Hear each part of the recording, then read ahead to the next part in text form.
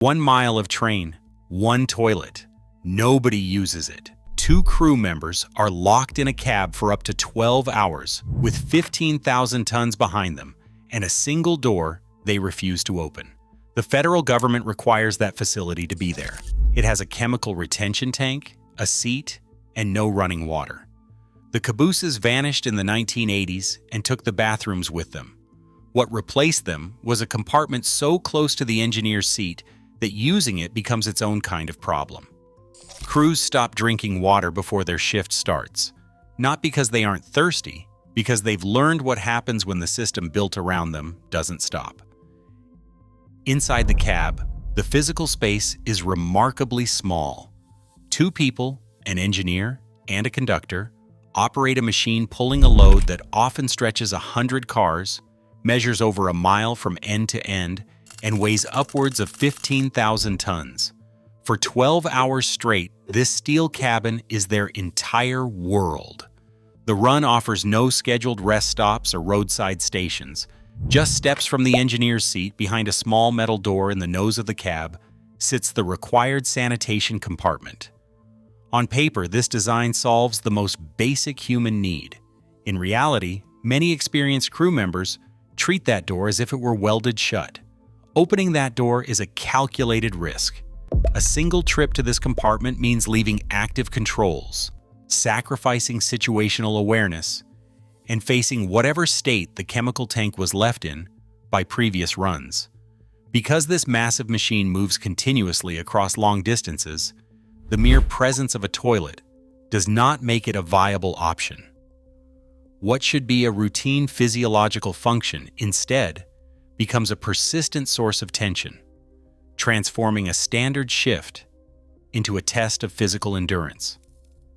To understand why this space remains closed, we have to look directly at the physical machine itself. This industry operates on a simple principle: profitability depends on continuous movement. In a safety-critical workplace where stopping is not an option, federal regulators still mandate a designated sanitation facility. Yet, employees who spend their careers inside these cabins treat this required space as a strict last resort, avoiding it whenever possible. To an observer, the setup seems complete. A restroom is provided, satisfying the legal framework. But experienced crew members draw a sharp distinction between a standard household restroom and this steel-enclosed compartment. The contrast between official guidelines and daily practice raises a fundamental question. Does this avoidance reflect individual worker preference, or is it the inevitable result of institutional design? Before judging the decisions of the crew, the physical space itself demands closer examination. Inspecting the actual chamber, the mechanics of the system, and the conditions under which it operates reveals why the door remains shut. The facility is located at the very front of a modern road locomotive such as a GE Evolution Series or an EMDS D70. The entire workspace is concentrated in the cab, a raised platform where the engineer and conductor sit. Unlike passenger trains with dedicated utility areas, this locomotive contains its sanitation compartment directly inside the primary work cabin. The door to this compartment sits in the nose area, immediately to the left of the engineer's console. To use it, an operator must stand up, leave the active throttle and brake controls, and step down into a small, uninsulated metal nose chamber. This physical separation is immediate, but incredibly tight. The compartment is designed around a narrow footprint, built to house a compact chemical retention toilet. In a GEES 44DC, this system consists of a self-contained 5 to 7 gallon waste tank positioned directly below the seat. A simple latch serves as the modesty lock, while hand hygiene is often limited to a portable sanitizing pack rather than running water. Because the compartment is carved into the locomotive's steel nose, it offers little barrier against the physical forces of the journey. The space vibrates continuously with the motion of the rails, the roar of the prime mover, the mechanical hum of the electrical cabinets, and the crackle of the crew's radio echo through the thin door. Ventilation is a constant challenge. While a small exhaust vent routes to the exterior, air circulation within the compartment is often poor. The space traps engine heat, track dust, and chemical odors, keeping them locked in a tight steel box just inches from where the crew must operate the train. Instead of pipes connected to a municipal sewer system, this compartment operates as a closed, self-contained loop. When an operator presses the flush lever, they are not sending waste away. They are merely moving it into a sealed chemical retention tank located directly beneath the seat. To control waste and suppress odors in such close proximity to the active workspace, these systems rely on chemical treatment. The tank is pre-charged with a disinfectant solution, often a blue dye chemical mixture, designed to neutralize solid waste. But the mechanical delivery of this solution varies significantly by locomotive manufacturer and model. In many EMDSD 70 series locomotives, the cab lavatory uses a basic gravity flush valve. Modern General Electric Evolution series locomotives, such as the ES44DC, feature a low-pressure flush pump operating at approximately 2 pounds per square inch to circulate the liquid. This self-contained design extends to the washing facilities, meaning conventional running water is entirely absent. If a built-in washing system is present, it typically relies on a small freshwater reservoir, sometimes feeding a basic metal sink via a manual hand pump or a foot-operated valve designed to conserve every drop. However, onboard water is not a given. Many railroads opt out of built-in plumbing entirely, substituting the sink with waterless hand sanitizing kits. Even where physical sinks exist, their functionality depends on a fragile chain of variables. The pump must remain intact, the small water tank must be filled with potable water, and soap and paper towels must be restocked. When any single link in this chain fails, basic hygiene becomes impossible. Without a permanent sewer connection or a constant municipal water supply, every aspect of this environment is dictated by finite capacity. The retention tank can only hold a limited amount of waste before it reaches its physical limit. This creates an absolute dependency on ground crews to manually drain, flush, and service the system at designated terminals, turning a basic human function into a strict log of maintenance intervals. Under federal law, the passage of time on a locomotive is monitored as strictly as the mechanical components of the machine. Title 49 of the United States Code, Section 21103, sets a hard statutory ceiling on a shift, declaring that a train employee cannot remain on duty for more than 12 consecutive hours. This rigid safety standard, detailed in 49 CFR Part 228, is designed to prevent fatigue-related accidents on the rails. Yet, while the regulation enforces a maximum duty period and mandates a 10-hour rest period afterward, federal rules contain no provision for a scheduled restroom break. The law assumes that because a sanitation compartment is physically present, the crew has the opportunity to use it. In daily practice, the 12-hour clock runs continuously, with no allowances for human biology. When a train and engine crew operates within this tight legal window, any delay ripples through the system. The situation is further complicated by what happens at the end of a shift. If the train does not reach its terminal before the 12-hour limit, the crew must stop and wait for a relief crew. Often, there is no replacement crew waiting beside the tracks. The original crew then enters limbo time, an officially recognized state where they are no longer legally operating the train but must remain on board waiting for a transport van. This waiting period can stretch for hours, keeping the crew confined to the cab. Because they are bound by these strict statutory limits, crews are forced to manage their basic physical needs entirely within a rigid, unpredictable work window, where the pressure to keep moving always clashes with human endurance. This operational structure turns the simple act of using the restroom on a modern freight railroad into a complex logistical challenge. Stopping a mile-long freight train is a major network event, not an on-demand personal decision. To bring 15,000 tons of rolling steel to a halt, The crew cannot simply pull over. They must first secure authority from a dispatcher located hundreds of miles away. This dispatcher manages a highly synchronized puzzle of track occupancy across entire states. Much of the American rail network consists of single-track lines where trains must pass each other using designated sidings. If a crew stops a train on one of these corridors, the disruption ripples outward immediately. A stationary train blocks opposing traffic, halts following moves, and throws off carefully timed meet and pass schedules. Even when a dispatcher tries to accommodate a restroom request, finding a siding long enough to hold a modern 100-car consist is increasingly difficult. If a train is longer than the siding, it must remain on the main line, blocking public road crossings and bringing the regional corridor to a standstill. The physics of stopping also dictate this decision. A 100-car train does not have a single, universal stopping distance. Instead, bringing this mass to a halt requires a complex calculation of train speed, track grade, weight distribution, and brake system health. When the engineer initiates a brake application, air pressure signals must travel down a mile of brake pipe. This pressure reduction moves through the train sequentially, meaning it takes several seconds for the brakes on the rear cars to even begin engaging. At 55 miles per hour, a fully loaded unit train can travel over a mile before coming to a complete stop. Once stopped, the operational challenges multiply.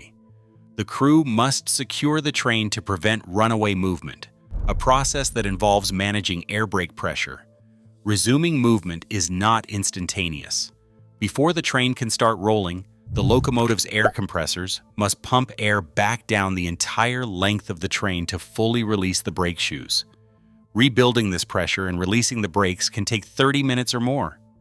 Because of these mechanical and logistical realities, a request to stop for a restroom break is treated as an operational event with massive downstream consequences.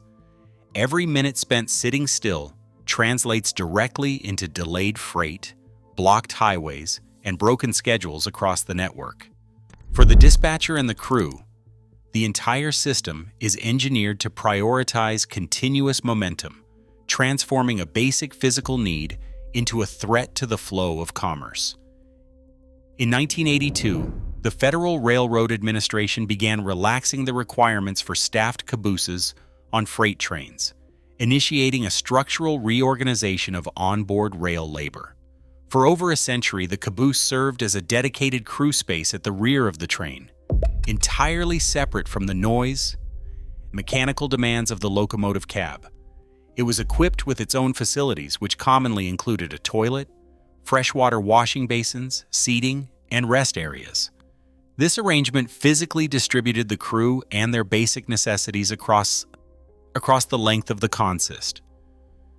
The transition away from these rolling offices was driven by both regulatory shifts and technological progression.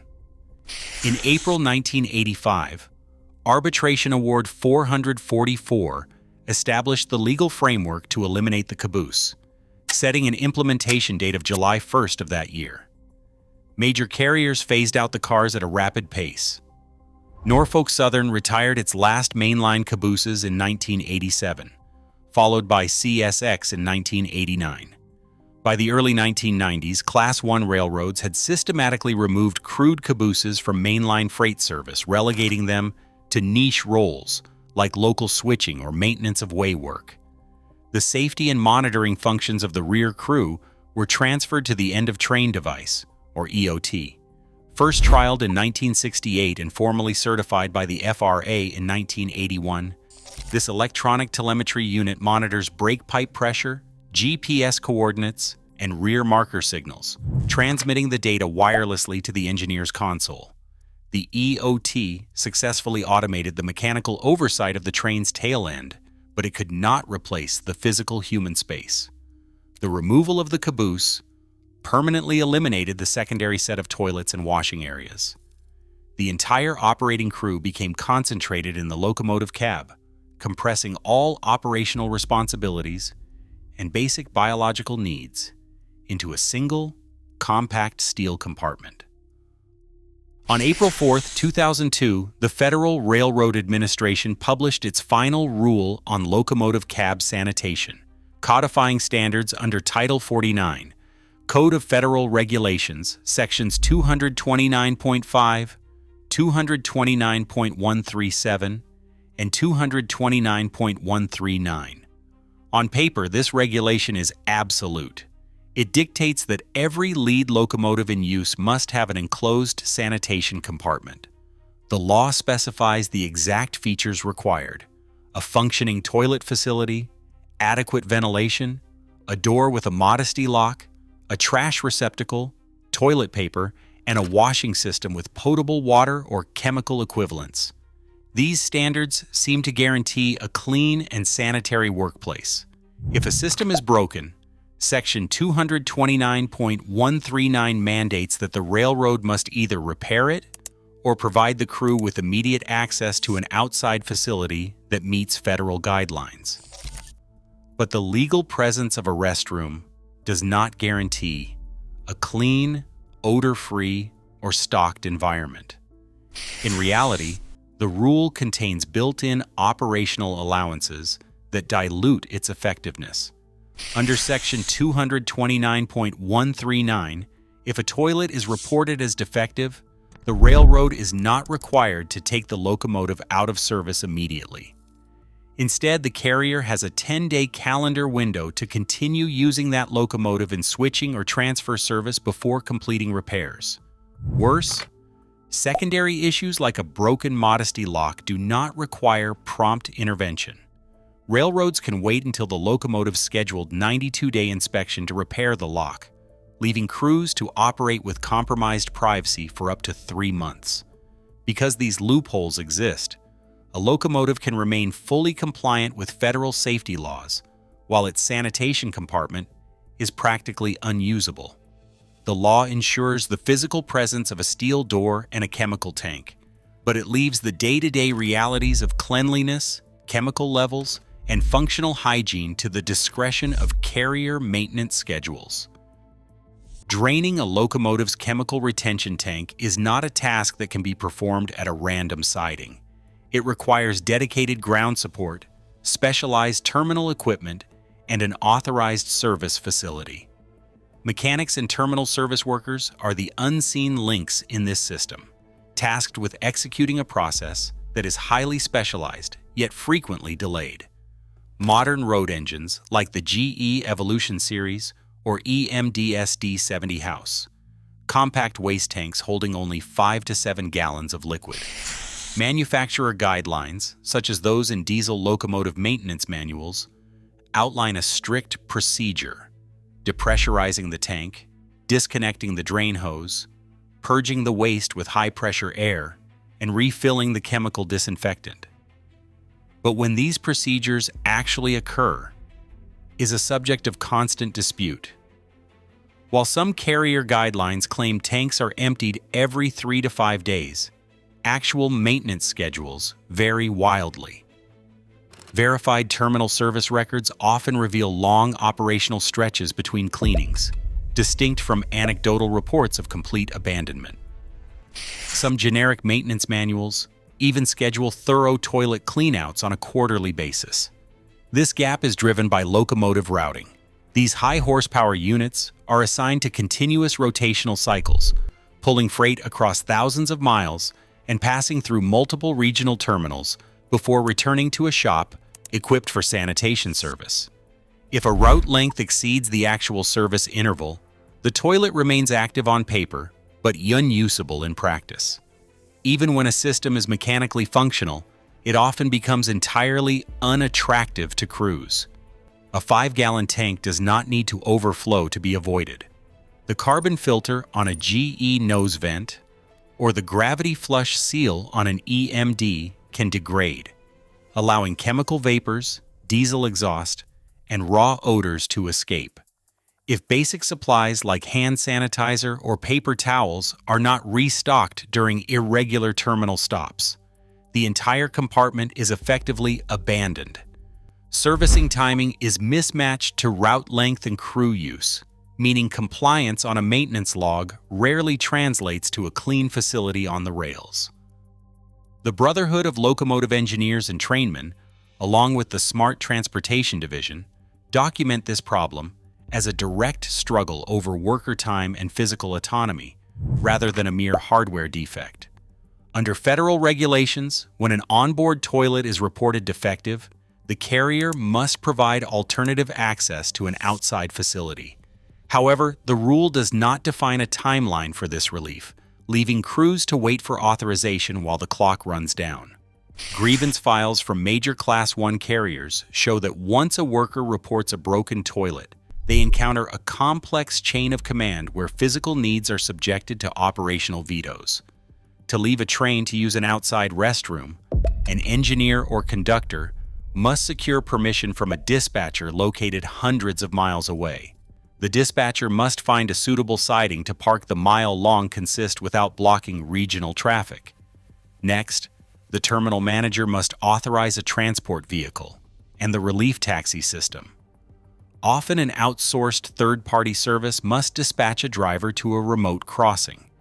If a taxi is unavailable, or if the dispatcher prioritizes high-value freight, the crew remains trapped in the cab. BLET and Smart TD safety logs detail instances across both Eastern and Western networks where crews waited up to 4 hours for a relief van to arrive at a grade crossing after reporting an unusable facility. This waiting time counts directly against the 12-hour statutory duty limit. A delay of even 45 minutes can prevent a crew from reaching their designated terminal before their shift legally expires, forcing the carrier to deadhead an entirely new crew to the stationary train. Consequently, the timing of a simple bodily need is distributed among the worker, the dispatcher, the terminal, and the relief system.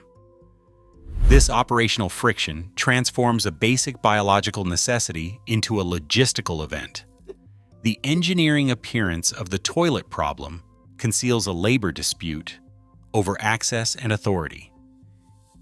Instead of stepping through the metal door into a neglected compartment, some crew members rely on immediate, informal substitutes. For urination, the most common practice reported among train service employees is the use of plastic water bottles. Leaving the operating position while a massive freight train is in motion presents immediate safety risks, making a trip to the nose cabin highly impractical during active territory. When a bottle is not sufficient, or when the onboard toilet facility is completely broken or inaccessible, crews have reported using heavy-duty plastic bags or 5-gallon buckets lined with trash bags as emergency containers. These improvised methods are not official, safe, or universally taught procedures, but rather localized, self-devised practices adopted to manage a basic physiological need within a highly restricted operational window. To avoid using these improvised containers altogether, many engineers and conductors practice strict fluid restriction. This process involves intentionally dehydrating themselves, stopping all water and food intake hours before their scheduled shift begins, and drinking almost nothing during the 12-hour run. While this strategy reduces the physical need to use a restroom, the practice carries serious physiological costs. Occupational health guidelines, such as those from the National Institute for Occupational Safety and Health and the Centers for Disease Control and Prevention, indicate that chronic fluid restriction can lead to acute dehydration, elevated heat stress, and long-term kidney strain. Constantly denying the body water during long, irregular shifts places a quiet but persistent toll on the physical health of the workers. Under general workplace standards, the Occupational Safety and Health Administration outlines basic sanitation principles in 29 CFR, Section 1910.141, emphasizing that employers must provide prompt, unobstructed restroom access to prevent urinary tract damage and renal stress. However, these federal occupational guidelines do not dictate a specific scheduling framework for moving trains, leaving freight crews to balance their biological needs against the demands of a relentless rail network. While medical professionals warn that prolonged urinary retention and self-imposed dehydration increase the risk of bladder infections and kidney stones, existing industry evidence does not establish a specific quantified rate of urinary tract infections, chronic illnesses, or medical leave directly tied to these practices across the wider railroad workforce.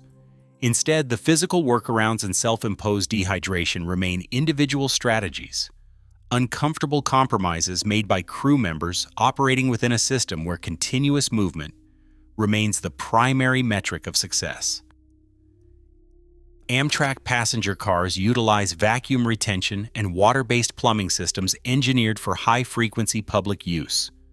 These passenger coaches carry dedicated freshwater supplies, often between 150 to 200 gallons per car, connected to large multi-cabin waste holding tanks that can hold up to 235 gallons.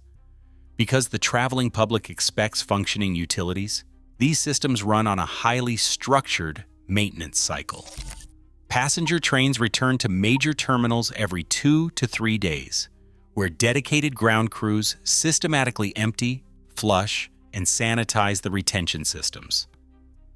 The divergence between this setup and a freight locomotive is not simply a matter of plumbing design. It is a reflection of fundamentally different economic priorities. On Amtrak, passenger sanitation is a visible component of the product itself. A broken, foul-smelling, or unstocked restroom directly impacts passenger satisfaction, brand reputation, and ticket revenue. In this model, maintaining high-standard plumbing is a cost of doing business to retain customers. For freight carriers, the financial calculus is reversed. Freight trains carry inanimate commodities, coal, grain, and intermodal containers that do not require sanitation. The two-person crew operating the train is essential to its movement, but within the mechanics of corporate accounting, crew labor is classified as an operating cost.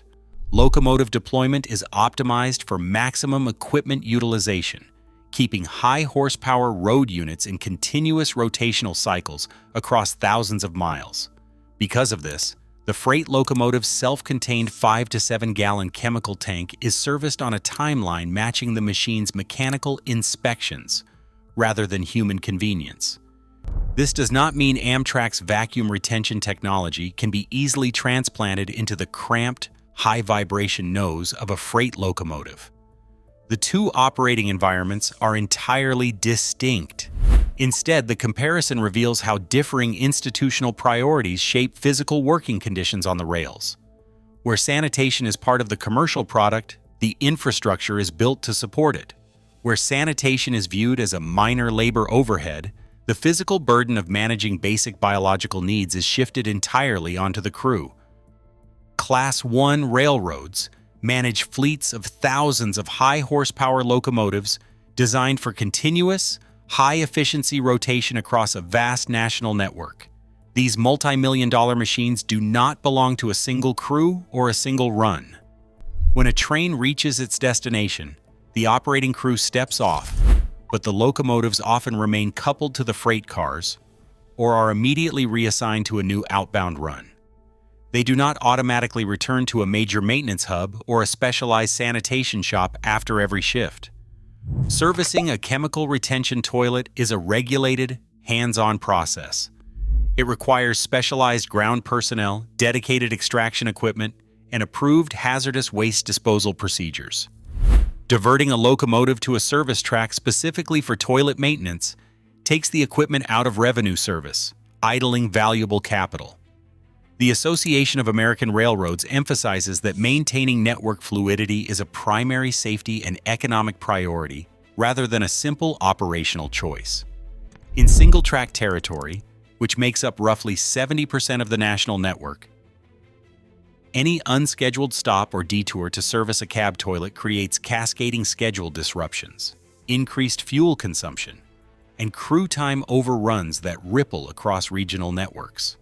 Stopping a heavy freight train for an unscheduled personal break carries real operational risks. A stationary consist can block public road crossings, delay emergency services, and halt the flow of consumer goods. To address crew concerns, carriers have collaborated with manufacturers to improve newer equipment designs. Recent locomotive models feature larger waste tanks, upgraded ventilation systems, more reliable door locks, and improved washing arrangements built to withstand heavy track vibrations. These engineering improvements, however, do not resolve the underlying structural conflict. The physical and logistical constraints of moving 15,000 tons of freight are genuine, rather than the result of institutional negligence. Yet because the network is engineered for continuous movement, the practical difficulty of managing basic biological needs remains. This reality leaves an unresolved structural question. If the operational demands of the network are truly unyielding, the system ultimately functions by shifting the physical burden of these constraints onto the crew, turning a basic human necessity into a personal variable that workers must manage themselves. According to the Bureau of Transportation Statistics and the Association of American Railroads, freight trains move approximately 40% of the nation's cargo when measured in ton miles. This immense volume of grain, coal, and chemicals travels across a highly coordinated network designed for absolute efficiency. Within this network, the locomotive cab serves as both a rolling office and a heavy industrial plant. But when the daily reality of operating this network conflicts with basic human biology, the systemic design of the railroad is laid bare. The decision to bypass the cab toilet is not an isolated act of stubbornness by a single engineer or conductor. It is the natural response of workers operating within a complex infrastructure. The locomotive engineer sitting at the controls, the dispatcher managing track flow from a regional office, and the maintenance worker servicing the locomotive at the terminal are all operating under pressures they did not create. The dispatcher cannot easily halt a high-tonnage train on a single-track main line without delaying other traffic. The terminal mechanic faces strict turnaround schedules that prioritize locomotive availability over extensive sanitary detailing. The crew operates within a 12-hour statutory limit, where every unscheduled stop threatens their ability to complete the run. Each individual acts rationally within their assigned role, yet the collective output of their decisions is a system where the onboard restroom is effectively abandoned. From the perspective of carrier management, resolving the sanitation gap involves a difficult financial and logistical trade-off. Providing the level of frequent, reliable servicing required to keep thousands of mobile waste tanks clean and stocked across a sprawling, single-track network is an expensive proposition. The cost of building specialized service pits, hiring dedicated cleaning crews at every intermediate yard, and occasionally idling multi-million-dollar locomotives solely for sanitation maintenance is significant. To the carriers, the current regulatory structure, which permits a 10-day repair window for defective toilets and switching service, presents a manageable operational compromise. It is far more cost-effective to maintain the legal minimum of compliance than to re-engineer the logistics of the entire network to guarantee spotless facilities. This reality clarifies the distinction between a facility that is merely installed and one that is genuinely usable. Under federal law, a sanitation compartment is compliant if it exists, closes, and functions mechanically. But to a crew member, a usable restroom requires a much higher standard. It must be clean, stocked with supplies, completely free of chemical and engine fumes, and accessible without compromising the safety of a moving train. When these conditions are not met, the legal presence of the toilet becomes meaningless. The broad industry trend of crews avoiding these facilities does not apply identically to every railroad, locomotive, or run. Some carriers maintain cleaner cabs, and some routes offer more frequent service stops. However, the widespread reliance on water bottles, plastic bags, and self-imposed dehydration reveals a systemic pattern that transcends individual preferences. The small metal nose door in the cab does not represent worker refusal. It represents the endpoint of corporate priorities. In an industry that has successfully optimized train length, reduced terminal dwell times, and squeezed maximum utility out of every hour of crew labor, basic human sanitation remains the one variable that can be compressed. When track capacity is scarce and schedules are tight, the system absorbs the pressure by shifting the physical burden onto the bodies of the workers. The crew is expected to adapt, dehydrate, and manage their own biology so that the train keeps moving. The empty plastic bottles and the locked metal door are not mechanical failures, but the logical results of a transportation network designed to value continuous motion above all else. We have arrived at a quiet compromise on our nation's rails. As supply chains demand faster, heavier transit, the friction between human biology and systemic efficiency only intensifies. The locked cab door remains a monument to an industry prioritizing momentum over the people keeping it moving. Until network design accounts for human limits, our vital infrastructure will run on the physical sacrifice of its crews. What do you think of this trade-off? Share your thoughts below.